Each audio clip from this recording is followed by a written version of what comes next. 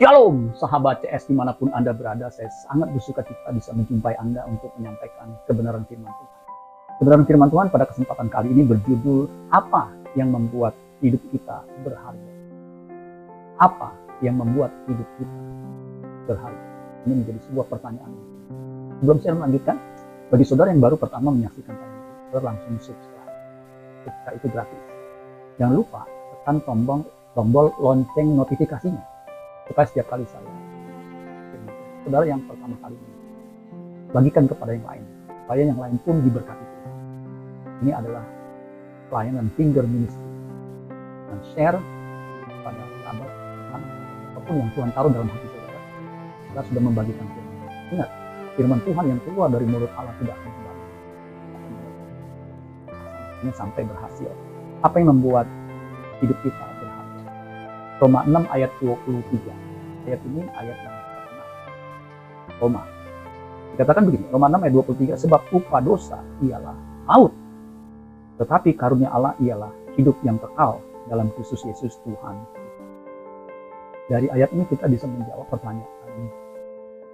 Jadi judul kita, apa yang membuat hidup kita berharga? Jelas, karunia Allah yang membuat hidup kita berharga. Kok bisa karunia Allah membuat hidup kita berharga? Karena dijelaskan, sebab upah dosa ialah maut, tetapi karunia Allah ialah hidup yang kekal dalam Kristus Yesus Tuhan.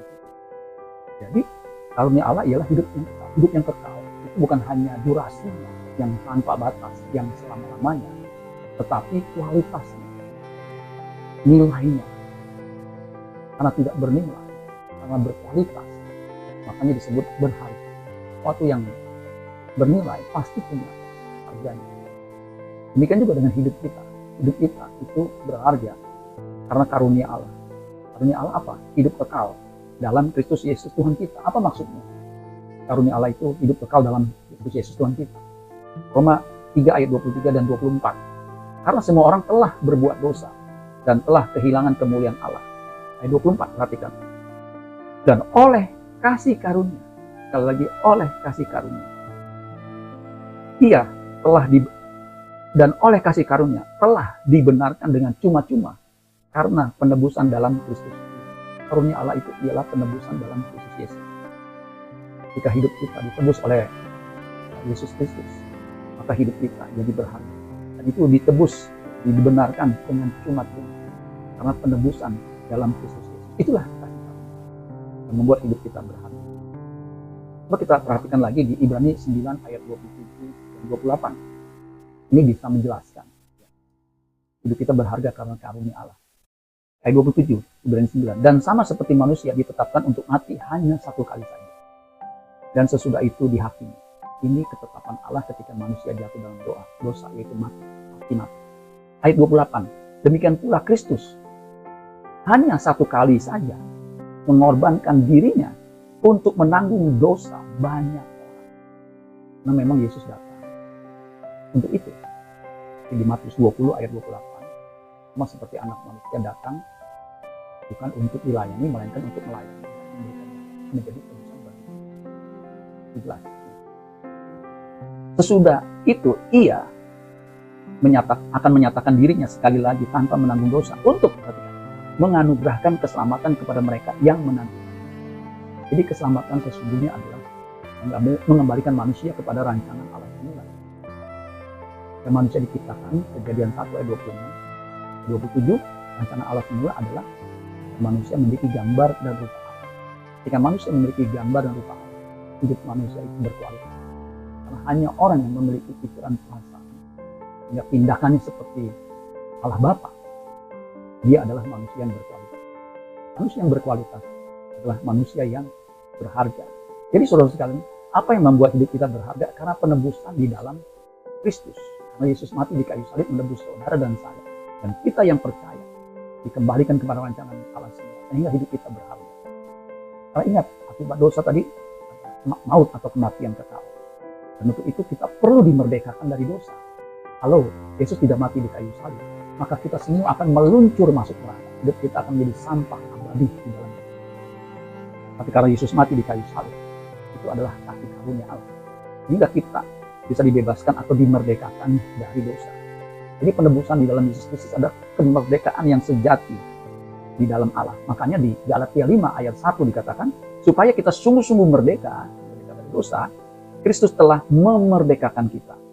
Karena itu berdirilah teguh dan jangan mau lagi dikenakan huk perhambaan. Huk perhambaan adalah huk dosa, melakukan dosa. Karena manusia memiliki tabiat, kodrat, disebut kodrat berdosa, yang oleh Martin Luther disebut non posse, non peccare, tidak bisa tidak berbuat dosa.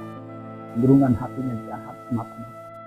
Tapi dengan kematian Kristus di kayu salib menjadi kasih karunia, sehingga kita diberikan kemampuan potensi untuk memiliki kodrat ilahi, itu bebas dari dosa. Itulah sebabnya saudara sekalian, Injil Yohanes mengatakan, Yohanes 8 ayat 36, jadi apabila anak itu memerdekakan kamu, kamu pun benar-benar merdeka. Jadi yang membuat kita bisa benar-benar merdeka adalah kematiannya di kayu salib. Kita dimungkinkan bisa menempati rumah Bapa di surga, hidup kekal bersama dengan Dia.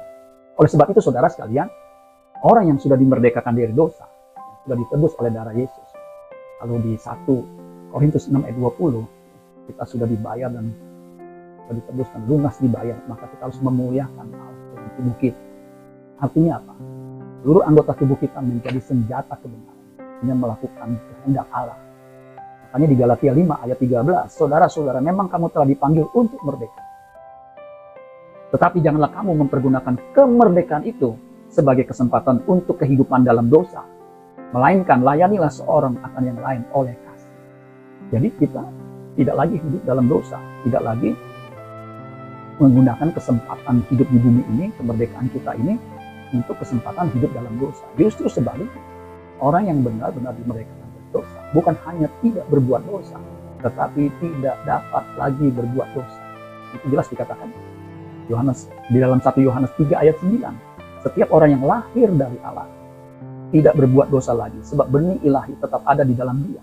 Dan ia, perhatikan, tidak dapat berbuat dosa karena ia lahir dari Allah. Ia tidak dapat berbuat dosa karena ia lahir dari Allah. Jadi saudara-saudara sekalian, hidup kita berharga, dan hidup kita yang berharga yang sudah ditebus oleh darah Yesus Kristus. Hal itu di dalam 1 Petrus ayat 1 ayat 18, itu darah Yesus itu lebih mahal dari apapun juga, dari emas, perak. Makanya hidup kita itu berharga. Saudara-saudara, jangan kemerdekaan, kita sudah dimerdekakan, kesempatan untuk hidup merdeka kita gunakan untuk berbuat dosa. Jangan. Kita harus seperti itu, hidup tanpa dosa, tidak berkata, tidak bercela. Sehingga dia berani berkata di Yohanes pasal 8 ayat 36, jadi apabila anak itu merdeka, kamu perlu merdeka. Jadi benar mereka. Makanya Yesus berani berkata, siapa di antaramu yang membuktikan aku berbuat dosa? Karena dia sendiri benar-benar merdeka dari dosa. Dia sebagai anak domba Allah yang tidak bercacat, tidak bercela. Demikian juga dengan kita yang sudah ditebus oleh darah Yesus, darah anak domba Allah yang tidak bercacat, tidak bercela. Maka hidup kita pun harus tidak bercacat, tidak bercela. Dengan pertolongan Roh Kudus yang dimeteraikan dalam diri kita, kita dimungkinkan untuk hidup melakukan kehendak Bapa, hidup kudus, tenang di hadapan. Amin buat firman Tuhan. Tuhan Yesus memberkati. Sola Gracia.